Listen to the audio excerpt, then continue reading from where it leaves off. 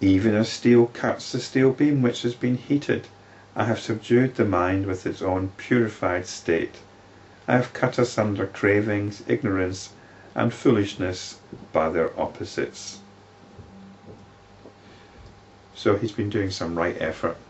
Once you've touched this awareness, then you realize the nature of the mind, and you realize the effort you need to make in order to subdue this mind. Egolessly, my body functions with its inherent energy.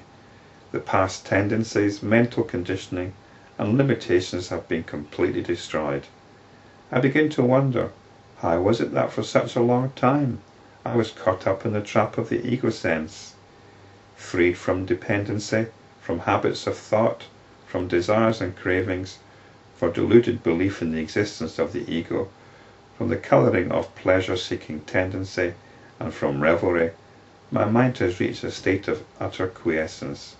With this, all sorrow has come to an end, and the light of supreme bliss has dawned. So I think it's like when you look back at some previous behaviour which you've no reason to be proud of, but at the time you were maybe quite cocksure about yourself, and you just wonder how you could have behaved that way. So full of yourself, so selfishly, so sure of yourself. So this seems to be Prahlada's experience. How could he have behaved in the way he did? And I think this kind of feeling is something which many people who've had a change of life can appreciate.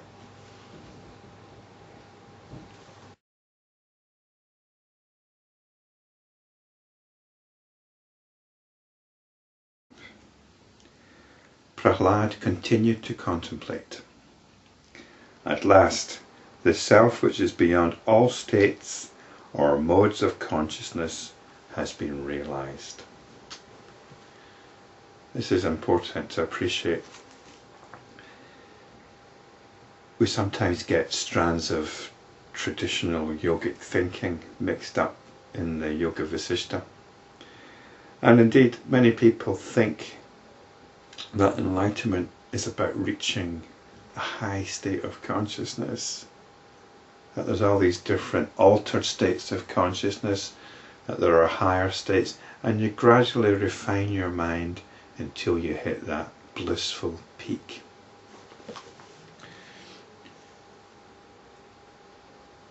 There's only consciousness. It's not about a higher state of consciousness, it's about realizing consciousness. And everything else is a limited aspect of that. So consciousness, which is the self, is beyond all states or modes of consciousness. That's an important thing to be clear about. But undoubtedly there are such things as higher states of consciousness. You can get into some very blissful states, there's no doubt about it. The thing is, you've got to come out of them again. You might even be able to get on with some of your daily activities in a blissful state, but it doesn't last. The only viable approach is to keep returning to awareness of your own awareness.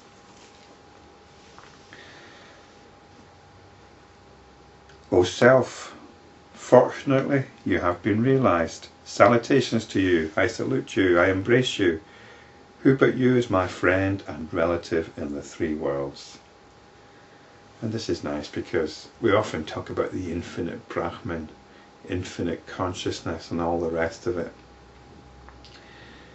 And it seems a bit lofty and impersonal. But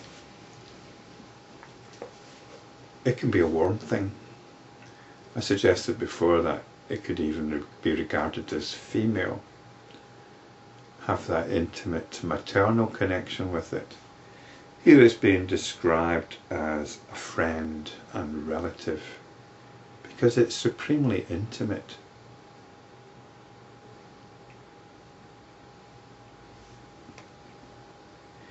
You alone destroy, you alone protect, you give, you praise, and you move. Now, O Self, you have been seen and attained. What will you do now, and where will you go? By your reality are all the worlds pervaded. You alone are seen everywhere. O Self, where will you run away now? It's not going anywhere. It's always here. It's the constant. You can turn to it any time. Between us stood the great wall of ignorance from beginningless time. Now that that wall has collapsed, you are seen to be not distant at all. Salutations to the Self who has fully accomplished what needs to become accomplished. The real doer of all actions, the Lord, the Eternal, and the ever-pure Being. Salutations to Vishnu, to Shiva, and to Brahma the Creator. O Self, the distinction between you, the Self, and me is verbal, like the distinction between the word and the substance it refers to. The distinction is unreal and imaginary, like the verbal distinction between the wave and the water in the wave. The water isn't something different from the wave. It's something which we isolate from the sea. We see there, look at the waves. Look at the waves. Look at how the waves are moving. The waves aren't actually moving. There's nothing moving. There's just some little particles of water going up and down. They're not moving that way. They're going up and down. We see a pattern which is moving, but there's nothing moving. There's no continuous thing moving in the direction of the wave. Yet we make that distinction. We make the distinction. We say, look at the waves, and we can see dancing horses in the waves or whatever. So these distinctions are notional, they're verbal. We ascribe reality to them, but they're not real. They're unreal and imaginary, like the verbal distinction between the wave and the water in the wave. In truth, you alone are spread out as the infinite variety of created objects that appear to be in this world. So we're like waves. We're like waves on the water. So spiritual practice is about getting in touch or appreciating the water. Salutations to the seer, the experiencer. Salutations to the one that creates, to the one that unfolds and expands as all things. Salutations to that which is the inner reality of all. Salutations to the omnipresent.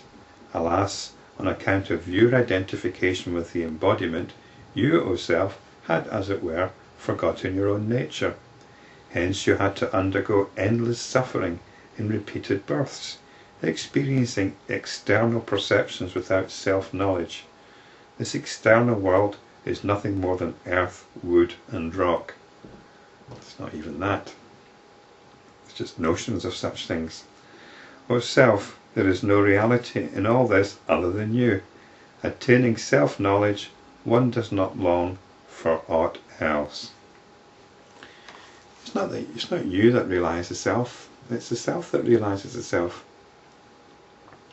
You are simply one of the notions which you create.